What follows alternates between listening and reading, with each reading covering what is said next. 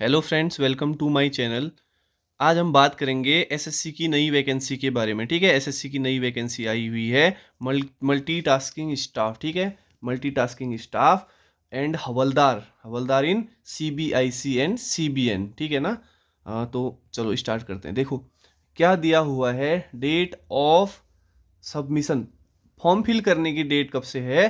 18 जनवरी से लेकर के 17 फरवरी तक। ठीक है ना। और एक चीज बहुत अच्छी हो गई आजकल कि एक अगर आपका फॉर्म किसी कारणवश गलत भर दिया गया है तो ये जो रहेगी हमारे पास करेक्शन विंडो। ठीक है, करेक्शन विंडो खुलती है, वो खुलेगी आपकी 23 फरवरी से 24 फरवरी के बीच। एक दिन के लिए खुलेगी, एक दो दिन के लिए खुलेगी। ठीक है ना, ये करेक्शन विंडो रहेगी।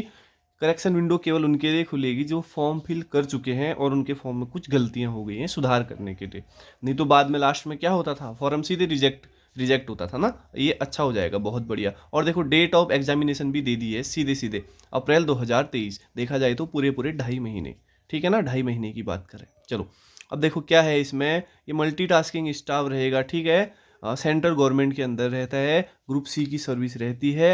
और इसमें साथ साथ ही दो डिपार्टमेंट ये दिए हुए हैं। एक तो central bureau of indirect taxes and customs CBIC, और सेंट्रल ब्यूरो ऑफ नारकोटिक्स।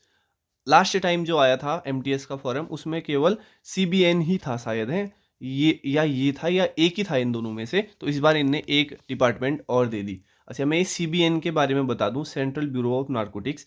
देखो इसके जो कांस्टेबल के, ये अभी हवलदार का पोस्ट रहेगा। ठीक है, जो कांस्टेबल का पोस्ट है वो ऑलरेडी आपका एसएससी जीडी में आ गई है। ठीक है ना, कांस्टेबल के लिए वैकेंसी एसएससी जीडी में आई है। इसमें से ये सीधे हवलदार रैंक के लिए रहती है। ठीक है, चलो नीचे देखते हैं और क्या है। अब देखो वैकेंसीज की बात कर रहे हैं, वैकेंसी एकदम बम्पर वैकेंसीज है। ठीक है ना, बम्पर वैकेंसीज 10,880 अप्रॉक्स इसमें एमटीएस में है, और 550 के आसपास आपकी इसमें रहेगी आपकी हवलदार में। ठीक है ना, चलो और बाकी देख लो। और क्या है इसमें, देखो रिजर्वेशन वगैरह आप देख लेना, चेक कर लेना। ठीक है, और क्या रहेगा। अच्छे नेचर ऑफ फिजिकल डिसेबिलिटीज, ये डिसेबिलिटी वगैरह रहती है, ये देख लेना आप लोग। ठीक है, नेशनलिटी कोई दिक्कत नहीं। अच्छा, एज लिमिट की बात करेंगे अब। ठीक है, एज लिमिट की बात कर रहा है। एज कब कैलकुलेट कर रहा है वो? एज कैलकुलेट कर रहा है 1 जनवरी 2023 को, यानी कि जिसके 1 जनवरी 2023 तक 18 से 25 साल कंप्लीट, 18 से 25 के बीच में होगा तो वो हो गया एमटीएस एंड हवलदार। हवलदार वो भी सेंट्रल ब्यूरो ऑफ नार्कोटिक्स में हवलदार के लिए एलिजिबल है। अच्छा, जिसकी 25 से ज़्यादा हो गई, 18 से 27 हो गई, वो हवलदार के लिए तो है, हवलदार है वो सीबीआईसी के लिए एलिजिबल है, और अदर पोस्ट के लिए एमटीएस की। ठीक है ना, अदर पोस्ट के लिए एमटीएस की। अब देखो और क्या है इसमें, देखो एज रिलैक्सेशन, ये कैटेगरी वाइज देख लेना आप लोग। ठीक है ना, कैटेगरी वाइज एज रिलैक्सेशन देख लेना। और क्या दिया हुआ है इसमें, और दिया हुआ है देखो एज रिलैक्सेशन दिया हुआ है। ठीक है, सर्टिफिकेट ऑफ फॉर्मेट, ये तो आप लोग चेक कर लेना अपने अपने डॉक्यूमेंट्स में क्या क्या चीज़ चाहिए करके।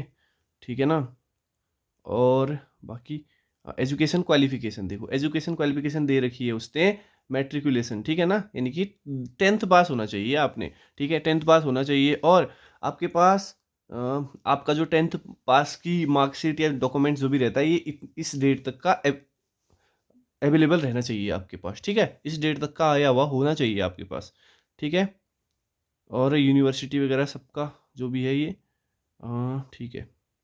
हाउ टू अप्लाई, अब सबको पता ही अप्लाई कैसे करना है करके। अच्छा, द फोटोग्राफ, ये बहुत इंपॉर्टेंट टर्म है। ठीक है ना, देख लो एक बार। The photograph of the candidate should not be more than 3 months old from the date of publication of notice. Notice publication हो गया ना, उससे 3 महीने पहले का, 3 महीने पहले, उससे पहले 3 महीने से पहले का नहीं होना चाहिए फोटो। ठीक है ना, the photograph should be without cap and, मतलब ये वो क्या बोलते हैं, चश्मे, स्पेक्टलर जो भी बोलते हैं, चश्मे, बिना चश्मे के होना चाहिए। ठीक है, frontal view the face should be clearly visible, अच्छे से दिखना चाहिए बोलता है कि फेस। ठीक है ना, चश्मा नहीं होना चाहिए, साथ में आपने टोपी ना पहनी हो। ठीक है ना, ओके ये देख लो। अपने इंश्योर कर लेना अच्छे से। ठीक है ना, हाँ, सब सबमिट करने से पहले अच्छे से एप्लीकेशन फॉर्म को अच्छे से चेक कर लेना। ठीक है ना, फॉर्म रिजेक्ट भी हो जाएगा नहीं तो बाद में। अच्छा, लास्ट डेट भी दे दी उसने। ठीक है, अच्छे।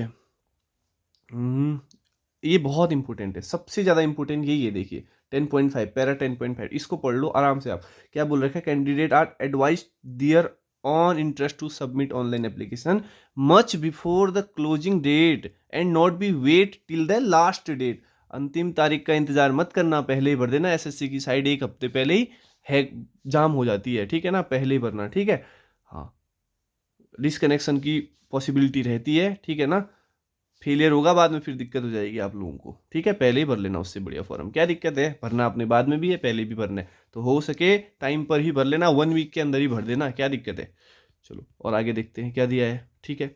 ऑनलाइन एप्लीकेशन, हाँ अच्छा एक चीज़ और देखना, कभी कभी बच्चे क्या करते हैं, फॉर्म भरते हैं और ऑनलाइन पे नहीं हो पाता है किसी कारणवश, पैसे नहीं करते हैं, तो वो फिर रिजेक्ट हो जाएगा फॉर्म, ठीक है ना, रिजेक्ट हो जाएगा फॉर्म, फिर सीधे सीधे रिजेक्ट हो जाएगा। अच्छा एप्लीकेशन फीस की बात कर रहे हैं, 100 रुपीज़, 100 रुपीज़ है, ठीक है। अच्छा वुमेन के लिए कोई फीस नहीं है, SC ST मतलब कैटेगरीज में कोई फीस नहीं है, 100 रुपीज़ रहेगी ये जनरल कैटेगरी के लिए, ठीक है। बॉयज़ के लिए रहेगी, जनरल OBC शायद, हाँ जनरल OBC रहेगा 100 रुपीज़ शायद, ठीक है ना। बाकी सबके लिए फीस माफ़ है, कोई दिक्कत नहीं है, ठीक है ना। अच्छा विंडो ऑफ, हाँ फॉर्म करेक्शन का विंडो के बारे में बता दिया, इस डेट से इस डेट तक खुला रहेगा, इतने बजे तक खुला रहेगा, बस हो गया, तब तक आप भी क्लियर कर पाओगे। अरे क्या ज़रूरत है, पहले आप अच्छे से फॉर्म भर लेना, क्या चाहिए हमें करेक्शन विंडो की, क्या ज़रूरत है, पहले अच्छे से भर लेना फॉर्म, ठीक है ना। अब उसके बाद देखिए और क्या है, सेंटर, एग्ज़ाम के सेंटर तो आप देख लेना अपने हिसाब से, और क्या है, अच्छा स्कीम ऑफ एग्जामिनेशन, ठीक है, एग्जामिनेशन स्कीम, एग्जाम की स्कीम क्या रहेगी बोल रहा है वो, इस बार तो बहुत सारा चेंजेस आ गया, मजे हो गए आपके, बल्ले बल्ले हो गई, ठीक है ना। The examination will consist on computer based examination, ठीक है ना। सबसे पहले तो हमारा क्या होने वाला है, कंप्यूटर बेस्ड एग्जाम होगा, फर्स्ट Tier 1, उसके बाद होगा PET फिजिकल इफिशियंसी टेस्ट, और फिर होगा PST फिजिकल स्टैंडर्ड टेस्ट, मतलब एक में रनिंग वगैरह होगी, एक में आपका लंबाई सीना सब नापा जाएगा, ठीक है ना, आया समझ में। अच्छा और एक चीज़ और बता रखी है इसने, कंप्यूटर बेस्ड एग्जाम होगा, वह 13 रीजनल लैंग्वेज में होगा, 13 रीजनल लैंग्वेज में, ठीक है ना, ये सब दे दी, भाषाएं दे दी, सभी भाषाओं में होने वाला है वो, ठीक है ना, 13 उसमें होने वाला। अब देखो कंप्यूटर बेस्ड एग्जाम होगा क्या, पूरा पैटर्न ही चेंज कर दिया, बढ़िया है, बहुत बढ़िया कर दिया, इस बार वो हटा दिया, डिस्क्रिप्टिव होता था, ठीक है ना। अब देखो क्या बोल रहे हैं, कंप्यूटर बेस्ड एग्जाम जो है, सब्जेक्ट क्या है हमारे पास, 1 2 3 4 पहले भी थे अभी भी हैं।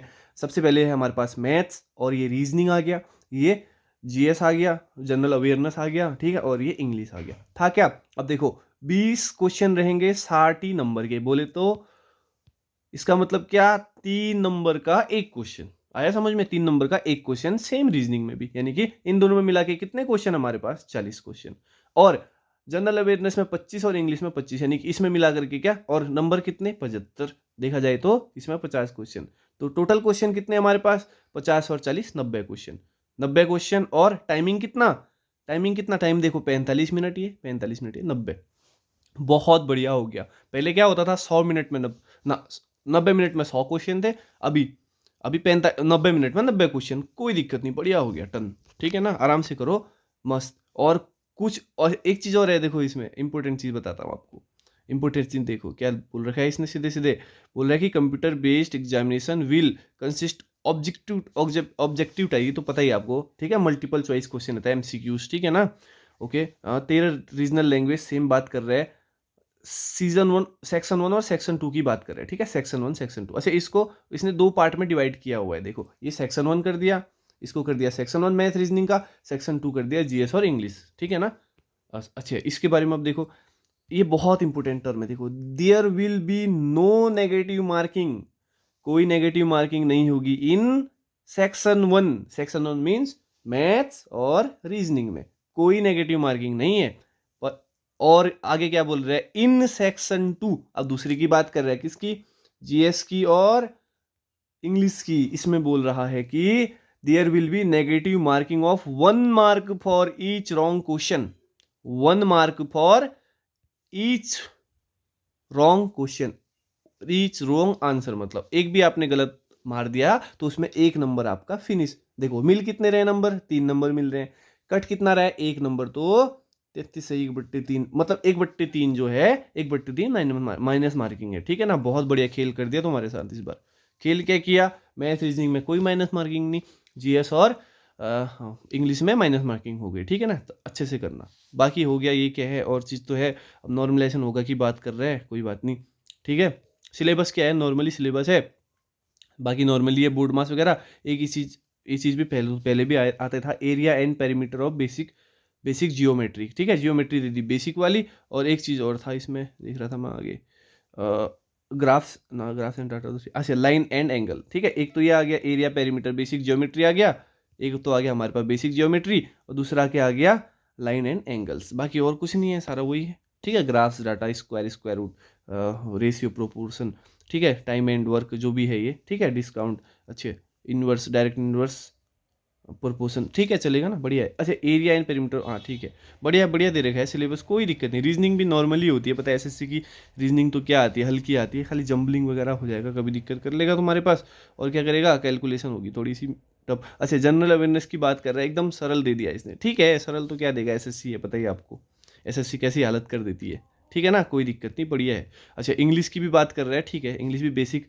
बेसिक अंडरस्टैंडिंग होनी चाहिए, कोई बात नहीं, ठीक है, ओके। और क्या है देखो, अच्छा वॉकिंग की बात कर रहे हैं, ठीक है, किसके लिए बोल रहे हैं ये, हवलदार के पोस्ट के लिए होता होगा ये, ठीक है, दोनों डिपार्टमेंट के हवलदार के पोस्ट के लिए बोल रहे हैं, पीईटी पीएसटी। अच्छा पी पीईटी में क्या आता है, देखो पीईटी में आता है रनिंग, फिजिकल एफिशिएंसी टेस्ट, मतलब क्षमता क्षमता का जो टेस्ट होगा वो बोला वॉकिंग करना है, रनिंग नहीं करना है, वॉकिंग करना है, 1600 मीटर करना है 15 मिनट में, ठीक है ना, मेल के लिए ये, मेल के लिए क्या है, 1600 मीटर की वॉकिंग करनी है 15 मिनट में, और फीमेल के लिए क्या है, 1 किलोमीटर की वॉकिंग करनी है 20 मिनट में, ठीक है ना, बढ़िया है, कोई दिक्कत नहीं, कोई दिक्कत नहीं। अच्छा ये आ गया पीएसटी फिजिकल स्टैंडर्ड टेस्ट, ठीक है ना, फिजिकल स्टैंडर्ड, इसमें क्या होता है, हाइट वगैरह चेक की जाती है, हाइट, मेल की हाइट कितनी होनी चाहिए, मेल की बात कर रहे हैं, ठीक है, मेल की हाइट 157 सेंटीमीटर होनी चाहिए, 5 सेंटीमीटर का रिलैक्सेशन मिल जाएगा, गढ़वाली आसामी कुमाऊनी इसको मिल जाता है इसमें, कोई दिक्कत नहीं। अच्छा चेस्ट की बात कर रहे हैं, 81 होनी चाहिए, और 5 का वो होना चाहिए, क्या, फुलाव होना चाहिए, ठीक है, साथ में और वो भी होता होगा,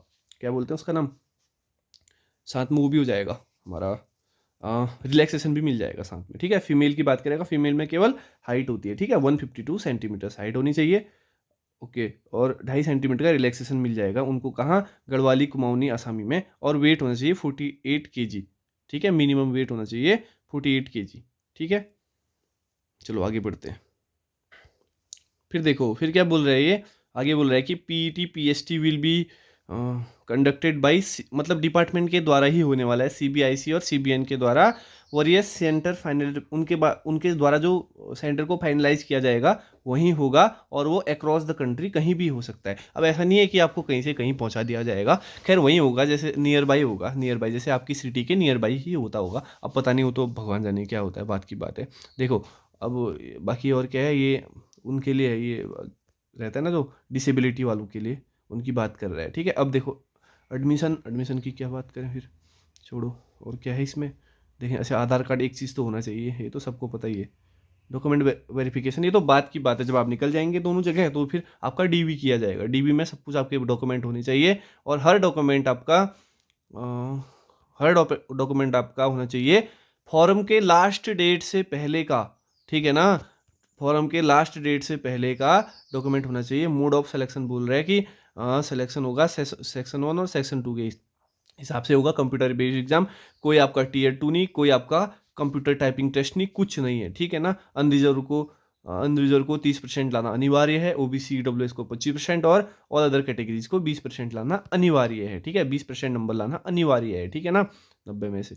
अच्छा अभी तो नंबर भी बढ़ गए हैं हमारे पास, 90 क्वेश्चन है तो 270 मार्क्स हैं, वाह, चलो अच्छी बात है, ठीक है, 18 से 27 साल। और क्या है इसमें, देखो देखो आप पहली बार आए हैं चैनल में, तो ये टाई केस की बात कर रहा है, टाई केस, ठीक है, टाई केस की बात कर रहा है। टाई मीन्स क्या होगा, अगर दो बच्चों के एक जैसे नंबर हो गए, क्या होता है देखो टाई में, अगर दो बच्चों के एक जैसे नंबर हो जाते हैं ना, तो उनमें जिसका डेट ऑफ बर्थ पहले होता है, यानी कि जो बड़ा होता है ना उसको, हाँ, ओल्डर कैंडिडेट को पहले प्रेफरेंस दी जाती है। जैसे सपोज करो आपकी और मेरी एज एक्यूरेट आ रही है, एक ही दिन डेट ऑफ बर्थ है, और किसी और नंबर भी सेम है हमारे, नहीं डेट ऑफ बर्थ का गड़बड़ हो जाए, हमारे नंबर अगर सेम है सारे, कुछ सब्जेक्ट में रहते हैं, अगर सब में सेम सेम नंबर है हमारे ना, तो अंत में क्या होगा, हमारी डेट ऑफ बर्थ देखी जाएगी, जिसकी डेट ऑफ बर्थ ज़्यादा होगी, या यानी कि जो एल्डर होगा उसको, ओल्डर होगा उसको प्रेफरेंस दी जाएगी, ठीक है ना।